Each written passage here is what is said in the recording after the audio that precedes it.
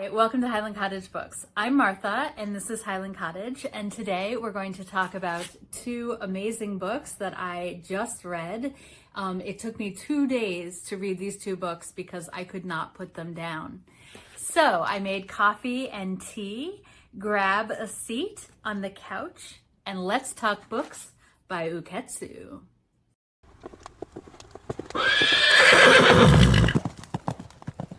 So first we have to talk about Uketsu himself. I presume it's a him. He's referred to as a him on the book jacket, but he has a social media presence where he uses a mask and a voice changer. So no one knows who he is, no one knows what he looks like, no one knows what he's about, but he is about writing some good books, I'll tell you that. After becoming a huge hit in Japan, Strange Pictures was released in January 2025 in English. Just like it says on the tin, it is about a series of strange pictures.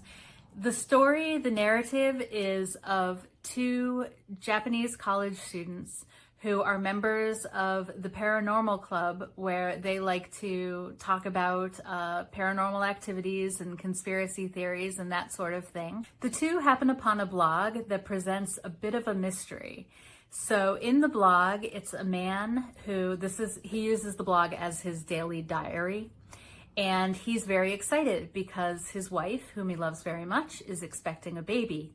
So he's talking, every day about the preparations for the baby and how excited they are and her health and what he wants to do with the kid and, just all the things that a young family starting out would be excited about. And his wife is an illustrator. So she gives him a series of drawings that he posts up on the blog. Pictures of him and the future baby and her. And he posts them up and everything's fine until there's a little break in the blog after the announcement of tomorrow's the day that we're expecting and the baby could come any day now. And he announces that the baby is fine, but unfortunately his wife is no longer with us. She passed away during the delivery. And that's where the blog ends. And it's not really much of a mystery why that blog would end after such a tragic event, except that 3 years later, there's a single post that is up. And it says something to the effect of, "I understand now the pictures.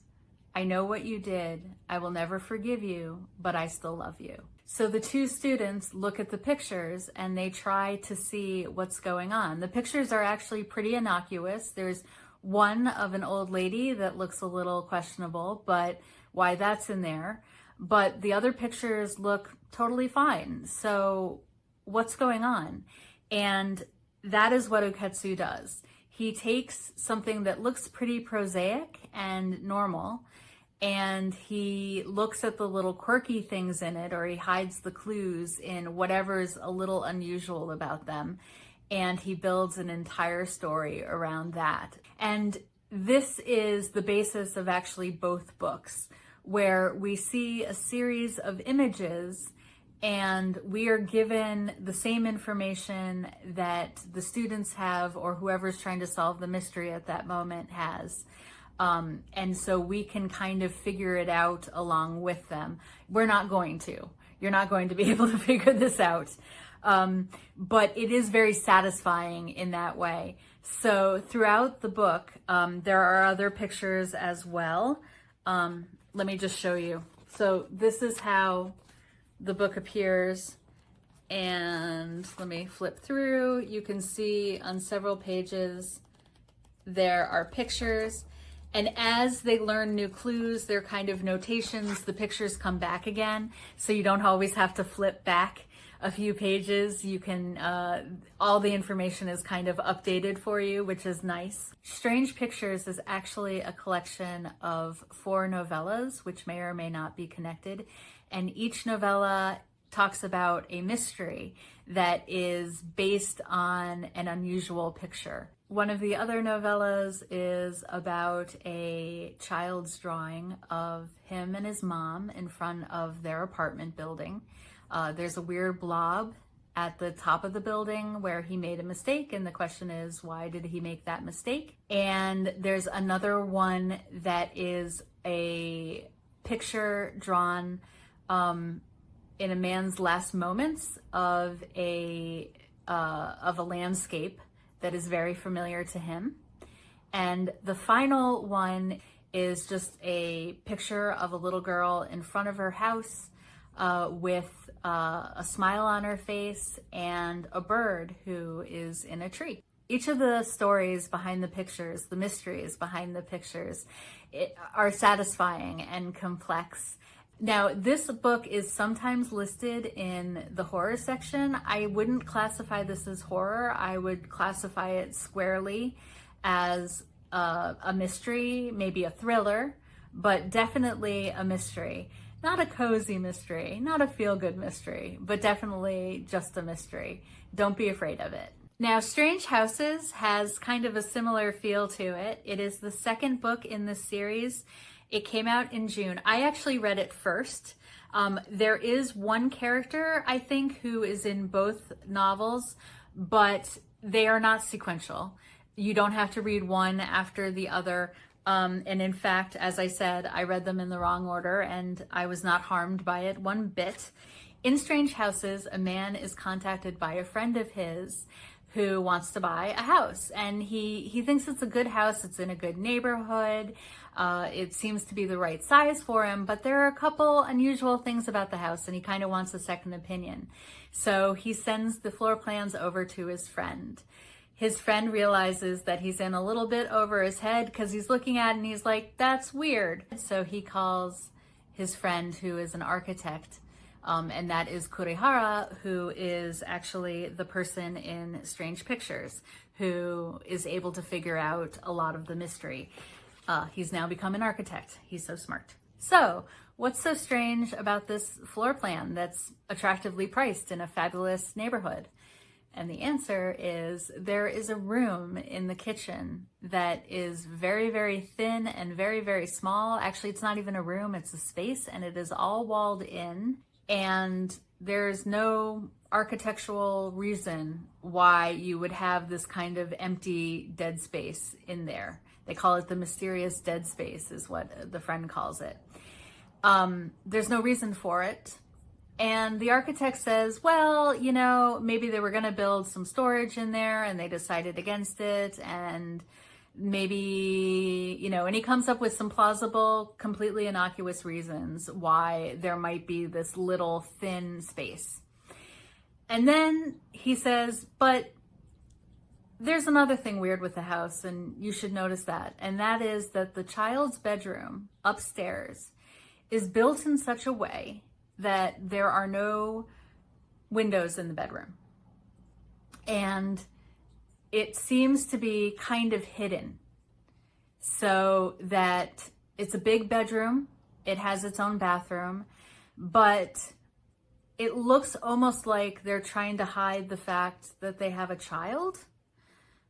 That's weird. And when you combine that with the mysterious dead space, well, then the house doesn't look as innocuous. Well, that is very unsettling. And again, this is not a horror novel, just so you know. It's a mystery novel. I'd say a thriller, maybe even a dark thriller. Your first thought is not going to be correct.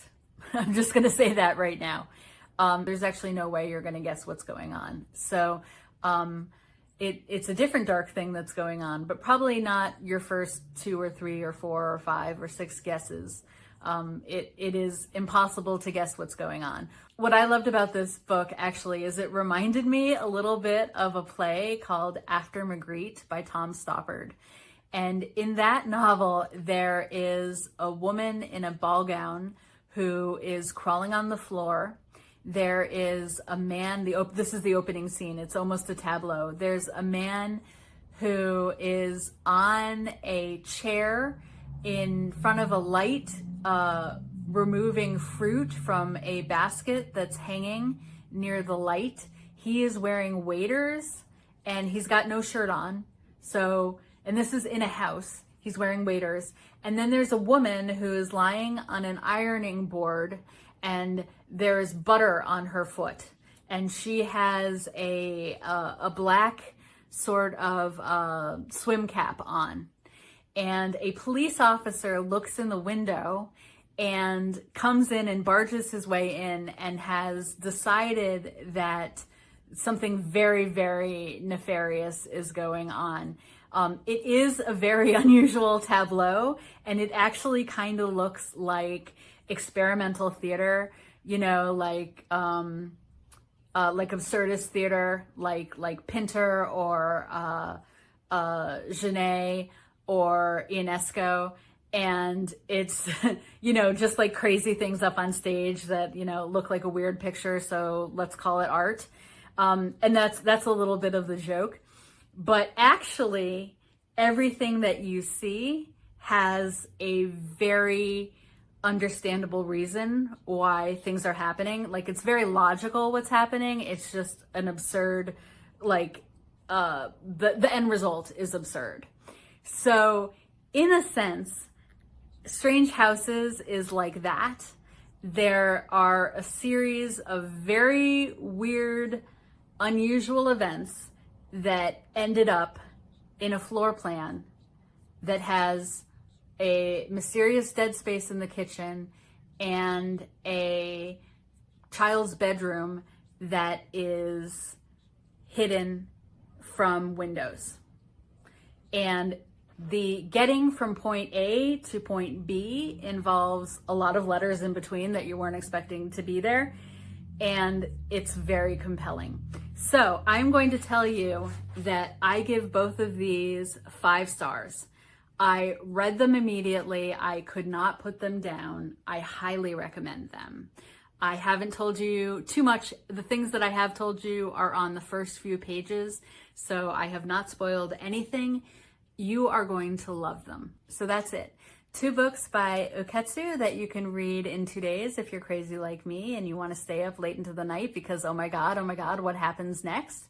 Or you can savor them and enjoy them like a normal person. I wouldn't recommend them on audiobook, although they are available on audiobook. They come with a PDF. I would say don't read them that way because you are going to want to look and ponder over the pictures and maybe reread a few of the clues in order to see if you can figure out what's going on along with it. So thank you for joining me this week for this quick little video. I hope to see you next week. I'm going to talk about some new releases that are coming out in July and August.